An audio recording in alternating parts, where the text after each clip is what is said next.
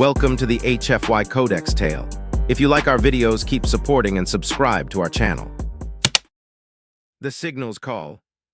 The crystalline displays in Lab Module 7 flickered with an unusual pattern that caught Cassandra Way's attention. She'd spent 3 years studying deep space signals on Europa Station, but this was different.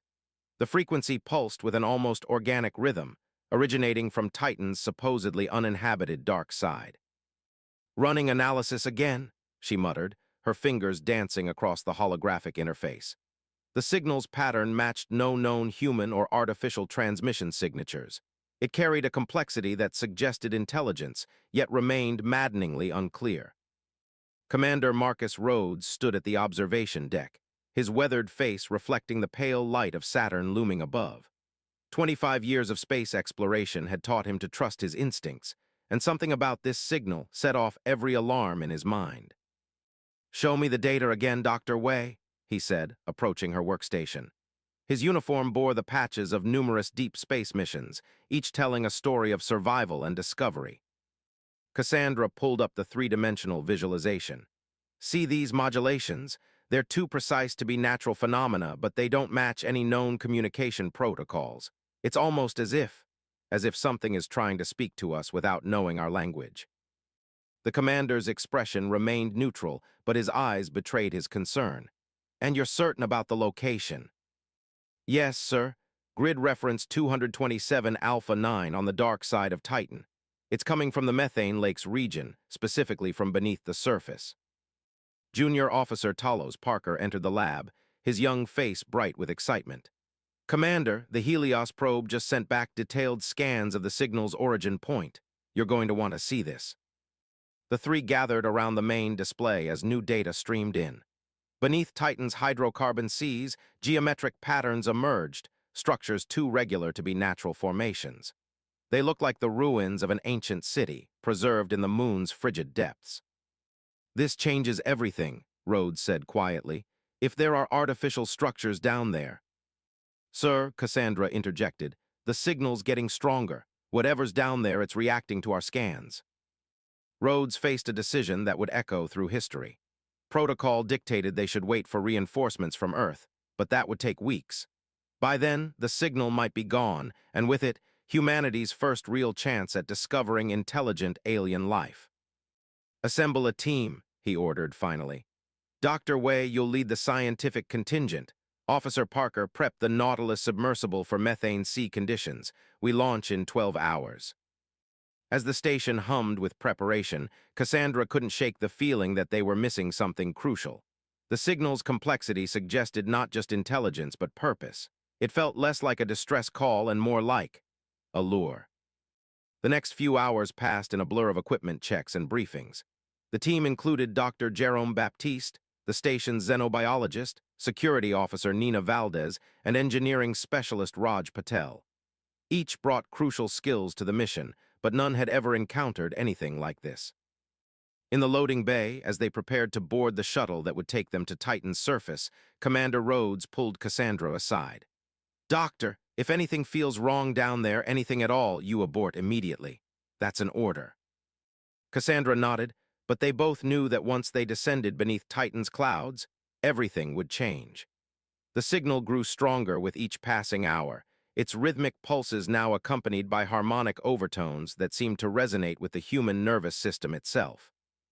As they boarded the shuttle, Cassandra reviewed the latest data one final time.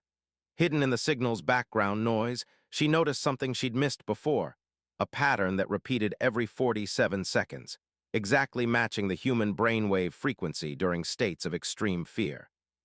But by then, the shuttle's engines were already firing up, and Europa Station was receding behind them. Above, Saturn's rings stretched across the sky like a bridge to the unknown, while below, Titan's mysterious depths waited to reveal their secrets, or perhaps their traps. The mission to uncover the truth had begun, but none of them realized they were playing their part in a story written long before humans ever reached for the stars. The Nautilus submersible pierced the surface of Titan's methane sea, its reinforced hull groaning under the immense pressure. Inside, Dr. Jerome Baptiste pressed his face against the observation port, watching in wonder as alien landscapes emerged from the darkness. Bioluminescent organisms pulsed in the depths, creating an otherworldly light show that defied explanation. "Depth 300 meters and descending," reported Raj Patel from the engineering station. His fingers flew across the controls, making constant adjustments to maintain their stability in the dense liquid methane. "Hull integrity holding at 98%. Nina Valdez, her security officer's instincts on high alert, monitored the external sensors. Multiple large objects detected below us, biological signatures, but unlike anything in our database. Cassandra Way barely heard them. Her attention was fixed on the signal, now strong enough to make the submersible's instruments vibrate in sympathy. As they descended deeper, the geometric patterns they'd observed from orbit resolved into distinct structures, buildings that seemed to grow from the seabed like crystalline coral. "Energy signature at 2 o'clock, Raj called out. "It's moving." Before anyone could respond, a beam of coherent light cut through the darkness, illuminating the Nautilus in a pale blue glow. The submersible's systems flickered, then stabilized, as a voice filled their minds, not heard, but felt. "We have waited long for this meeting." The team exchanged startled glances as a figure emerged from the gloom. It was roughly humanoid, but clearly adapted for life in these methane seas. Its translucent skin revealed complex internal structures, and multiple appendages moved with fluid grace through the liquid environment. "I am Xara," the voice continued in their minds. "Ambassador of the Nyxian Collective. We have monitored your kind since your first probes reached our moon." Dr. Baptiste activated the external cameras, his scientific enthusiasm barely contained. "Remarkable. Their biology must have evolved to use methane as a solvent instead of water. The implications are—" "Why now?" Cassandra interrupted. "Why reveal yourselves after hiding for so long?" Xara's form shifted, patterns of light rippling across their skin in what might have been expression. "Necessity. Danger. Your colony above harbors one who would destroy both our peoples." Security Officer Valdez stepped forward. "You're saying we have a saboteur? Why should we trust you?" "Trust is earned. We offer proof." Images filled their minds. Surveillance footage from Europa Station showing a shadowy figure tampering with environmental controls, replacing standard protocols with modified versions. The timestamp showed it happened just before they departed. "That's impossible," Raj protested. "Those systems are encrypted unless—" "Unless they had help," Cassandra finished. She turned to Xara. "You're not just warning us, you need our help." "Yes, the one you know as Director Walsh has discovered our biotechnology. Even now, they attempt to weaponize it to claim this moon for themselves. The signal that brought you here was their test of stolen Nyxian communication systems." The revelation hit them like a physical blow. Director Walsh, the head of Europa Station's research division, had always pushed for more aggressive exploration of Titan. Now they knew why. "The director's access codes could override any security measure we have," Nina said grimly. "And with Nyxian biotech." A sudden tremor shook the submersible. Warning lights flashed across the control panel as external pressure readings spiked. "Multiple hull breaches," Raj shouted. "Something's eating through the metal." "You must surface," Xara urged. "The weapon has been activated. Already it corrupts the balance of our seas." Through the observation ports, they watched in horror as structures began to dissolve, the crystalline architecture melting into toxic sludge. The careful equilibrium of Titan's ecosystem was unraveling before their eyes. "Can you get us back to the surface?" Cassandra asked Raj. He shook his head. "Main propulsion is offline. We're losing power." "There is another way," Xara offered, "but it requires trust. Your bodies cannot survive here, but your minds." "You want to transfer our consciousness?" Dr. Baptiste asked, his scientific curiosity overtaking his fear. "Like your telepathic communication, but more permanent." "Temporary until we reach safety. Choose quickly." Another violent shudder ran through the submersible. A crack appeared in one of the observation ports, dark liquid beginning to seep through. Cassandra looked at her team, saw the mix of fear and determination in their eyes. They had come seeking answers and found instead a war they never knew was being fought. Their next decision would change not just their lives, but the future of two species. "We accept," she said, speaking for them all. As their world dissolved into light and their consciousness flowed into temporary Nyxian forms, Cassandra's last human thought was a wonder at how familiar it felt, as if some part of her had always known this other way of being. The battle for Titan's future had begun, and they were now irrevocably part of it. Somewhere above, Director Walsh waited, unaware that their carefully laid plans were about to face opposition from an unprecedented alliance. In their new forms, the team followed Xara through the darkening seas, racing against time and treachery, while behind them, the Nautilus slowly descended into the abyss, carrying with it the last traces of their human existence. Swimming through Titan's methane seas in Nyxian form was like dreaming while awake. Security Chief Nina Valdez, her consciousness now housed in a translucent body that pulsed with bioluminescence, found herself instinctively understanding currents and pressure waves that would have been invisible to human senses. Beside her, Raj's Nyxian form glowed with engineering calculations, his natural problem-solving abilities enhanced by his temporary biology. Dr. Baptiste had adapted most easily to the transformation, his xenobiologist's mind reveling in the first-hand experience of alien physiology. The storage chambers are ahead, Xara communicated, leading them through a maze of crystalline corridors. If Director Walsh has truly weaponized our biotechnology, the evidence will be there. Cassandra, her borrowed form shimming with data patterns, suddenly froze. Movement ahead, non-Nyxian signatures. They pressed themselves against the organic architecture as several figures in advanced diving suits passed by. Through their enhanced senses, they could detect the subtle variations in the methane sea that marked their passage. Walsh's people, Nina observed, they're already here. The director must have anticipated our discovery, Xara responded. We must hurry. They swam deeper into the complex, passing chambers filled with pools-ing organic technology that merged seamlessly with the crystalline structures. Dr. Baptiste would have stayed to study everything if Nina hadn't pulled him along. Raj suddenly emanated patterns of alarm. Look at these power readings. They're not just stealing your biotechnology, they're trying to merge it with human tech. Impossible, Xara protested. The biological matrices would be incompatible. Unless, Cassandra interrupted, they found a way to modify them. The signal that brought us here, it wasn't just communication technology, was it? It was a test of their hybrid system. Before Xara could respond, alarms rippled through the complex's living walls. The storage chamber ahead sealed itself with a crystalline barrier, and the currents around them began to shift ominously. They're changing the methane composition, Dr. Baptiste realized, making it toxic even to Nyxian biology. Nina took charge. Raj, can you interface with their systems? We need that chamber open. I'll try. His form merged partially with a control node, light patterns flickering rapidly as he worked.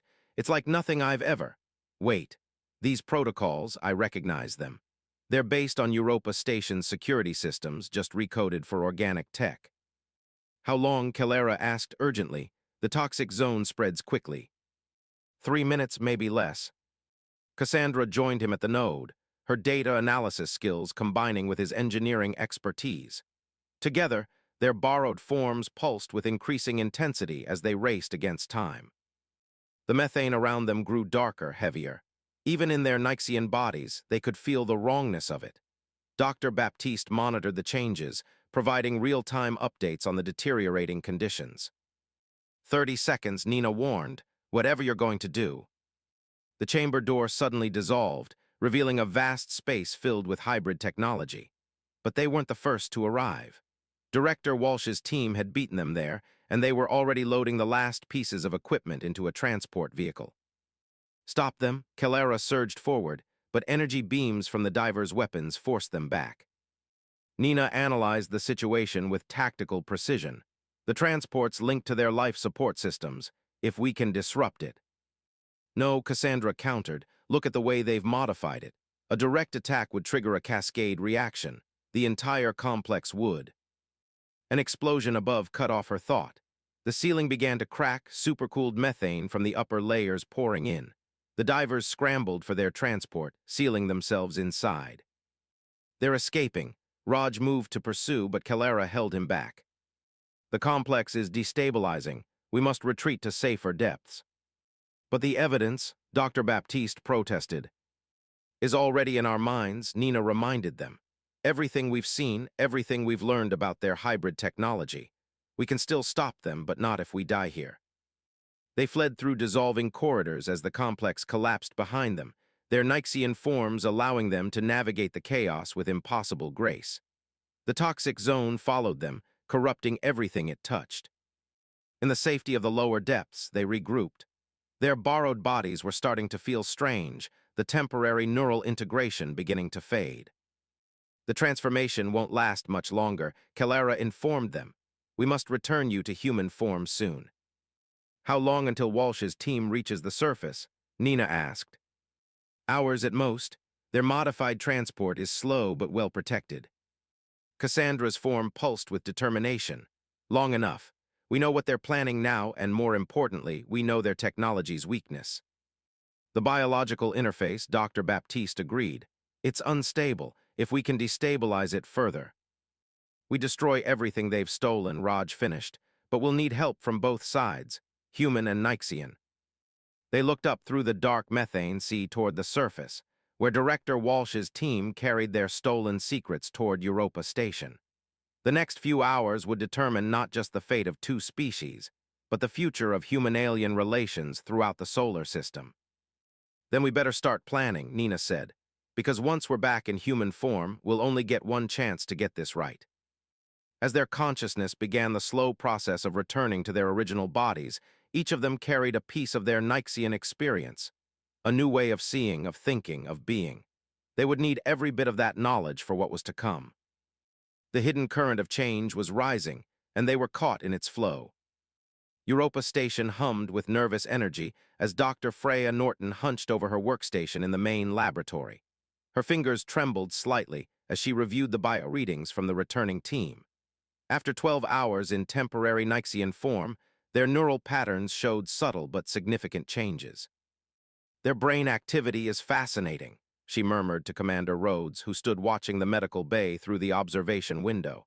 Inside, Cassandra and her team lay in quarantine, their bodies readjusting to human form. It's as if they've retained some kind of echo of their Nyxian consciousness. Can they be trusted? Rhodes asked quietly. Their experience down there, it could have changed more than just their biology. Before Freya could answer, alarms blared throughout the station. Red warning lights pulsed along the corridors as Junior Officer Parker burst into the lab.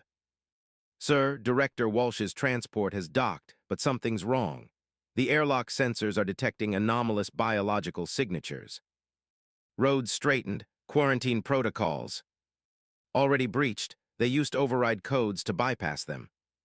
In the medical bay, Cassandra's eyes snapped open. They're here, she gasped, trying to sit up. The hybrid tech, it's not just weapons, it's alive. Freya rushed to her monitoring station, pulling up station-wide sensor data. What she saw made her blood run cold. Tendrils of alien code were already spreading through Europa Station systems, riding the digital networks like a virus through a bloodstream. They've modified the Nyxian biotechnology, she realized, created some kind of digital organic hybrid that can interface with our systems. It's evolving. Not evolving, Dr. Baptiste corrected weakly from his bed. Being directed, the signal we detected, it wasn't just communication, it was a control mechanism. Security Chief Nina Valdez, still pale but already reaching for her uniform, added, Walsh doesn't just want to steal their technology, they want to control it, to control them. The station shuddered as emergency bulkheads began closing randomly throughout the structure. In the distance, they could hear the hiss of atmospheric systems malfunctioning. Raj, Commander Rhodes called to the engineer, who was already interfacing with a nearby terminal. Can you stop it? Not alone, Raj replied, his fingers dancing across the keyboard.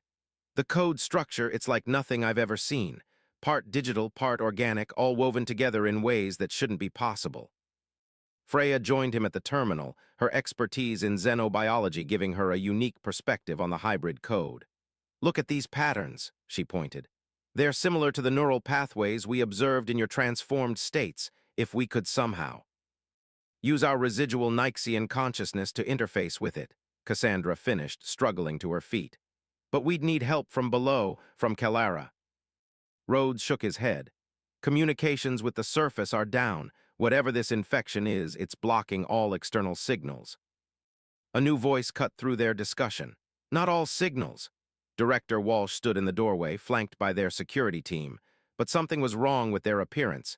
Their skin had a translucent quality, and beneath it, patterns of light pulsed in distinctly non-human ways.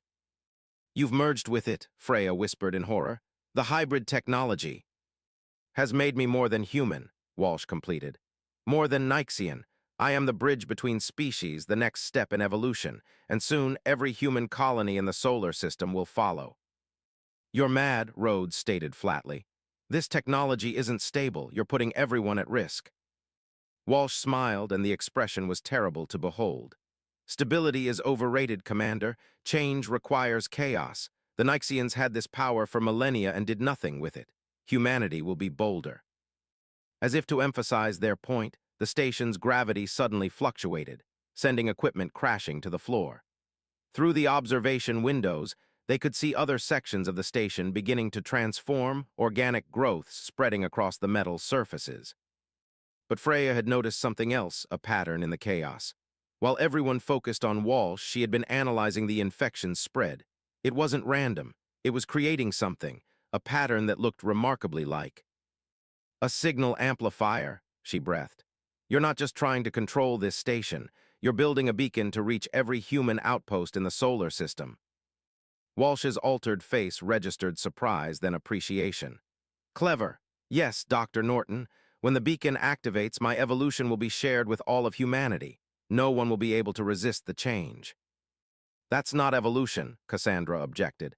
"It's infection, invasion. You're not creating a bridge between species, you're destroying both." But even as they argued, Freya was quietly working, using her understanding of xenobiology to analyze the hybrid technology's structure. She had found something in the code, a weakness that reminded her of ancient Earth viruses, if she could just. The station shuddered again, more violently this time. Warning lights flashed as the reactor core began to show signs of instability. The hybrid infection was spreading faster now, transforming more of the station with each passing moment. Time was running out, and the fate of not just Europa Station, but potentially all of humanity, hung in the balance.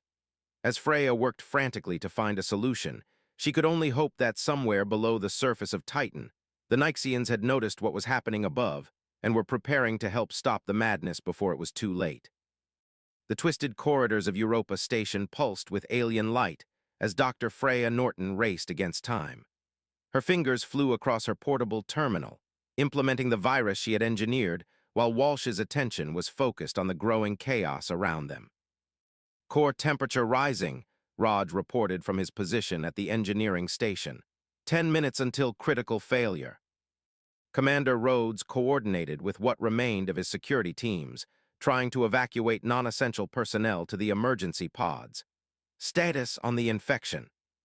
70% of the station's systems are compromised," Nina answered, her military training keeping her voice steady despite the horror unfolding around them.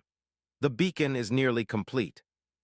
Through the observation windows, they could see Director Walsh's transformation accelerating. Their form now barely resembled anything human, a shifting mass of biodigital energy that spread tendrils of infection through the station's neural network. "You can't stop evolution," Walsh's voice resonated through the station's speakers, distorted and inhuman.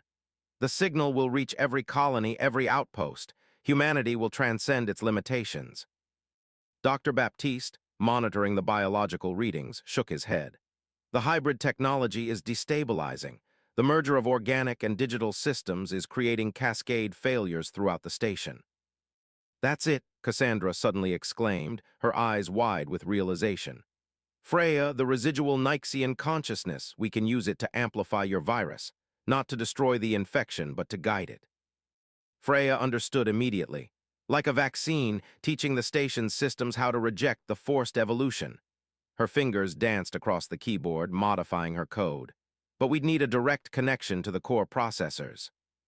"Which are now in the middle of that." Nina pointed to the writhing mass of hybrid technology that had once been Director Walsh. Commander Rhodes made a quick decision. "Dr. Norton, upload your virus to our emergency transmitters.